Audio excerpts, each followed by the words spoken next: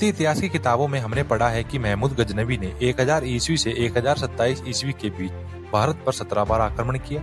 हमने यह भी पढ़ा है कि महमूद गोरी ने 1192 ईस्वी में तराइन के दूसरे युद्ध में पृथ्वीराज चौहान को हराया और भारत में इस्लामी शासन की स्थापना की।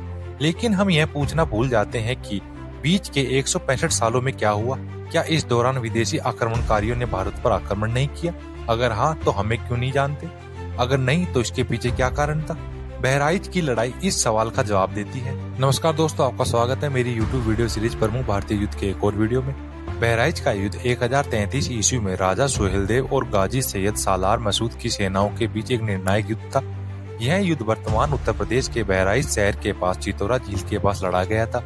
यह युद्ध इतना भीषण था कि सैयद सालार मसूद के साथ साथ किसी भी सैनिक को जीवित नहीं जाने दिया गया। यहाँ तक कि युद्ध बंदियों को भी मार डाला गया और सालार मसूद का समूचे भारत को इस्लामी रंग में रंगने का सपना अधूरा रह गया था। तो कौन थे महाराजा सुहेलदेव, जिन्होंने बहराइच के युद्ध में ऐसा तांडव मचाया था कि सैयद सालार मसूद के साथ साथ किसी भी मुस्लिम सैनिक को जीवित नहीं छोड़ा था, जिसके बाद भारत पर 165 सालों तक कोई भी मुस्लिम आक्रमण नहीं हुआ? और क्यों किसी भी भारतीय इतिहास की पाठ्य पुस्तक में बहराइच की लड़ाई और महाराजा सुहेलदेव के बारे में नहीं पढ़ाया जाता?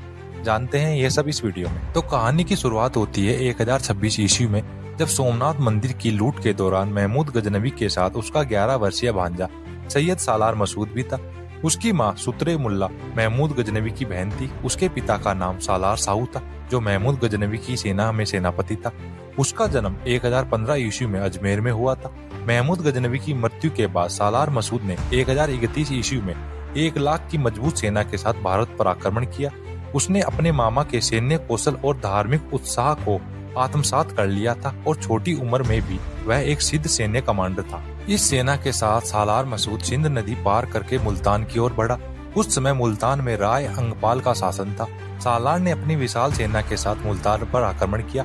1 सप्ताह तक चले भयंकर युद्ध में दोनों ही ओर के अनेक सैनिक मारे गए, लेकिन अंत में राय अंगपाल परास्त हुआ। इस विजय के बाद मुल्तान को लूट लिया गया और नगर को तहस नहस कर दिया गया। मुल्तान विजय के बाद मसूद की सेना दिल्ली की ओर बढ़ी।